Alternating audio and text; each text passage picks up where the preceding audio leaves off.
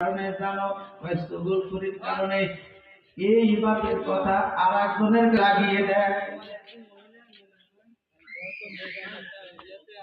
এটা এটা ওখানে লিখতে বলো ওই মা বন্ধু কবরে আযাব হয়। দ্বিতীয় নাম্বার কবরে আযাব হয় সগল ফুরির কারণে। সগল ফুরি কি বোঝে?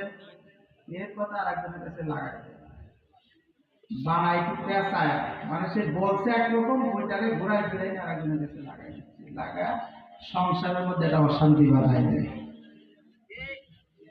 বাধাই দিল। এই ব্যক্তির কবরের মধ্যে আযাব হয়। আল্লাহ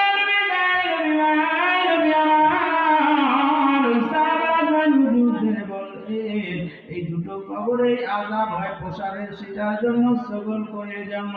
এমন সাহাবা ওই খেজুরের ডাল ভেঙে নিয়ে আসো। আল্লাহ নবী সাহাবা হুজুরগণ খেজুরের ডাল ভেঙে নিয়ে আসলো। আল্লাহ নবী তাই নবী মায়ার নবী আমার দুটো কবরের মধ্যে খেজুরের ডাল পুঁতে দিলেন। দেওয়ার সঙ্গে সঙ্গে ডাল পুঁতে দিলেন। সাহাবা হুজুরগণ অপলক দৃষ্টিতে তাকিয়ে রয়, কিসের জন্য নবী আমার খেজুরের ডাল পুঁতলেন?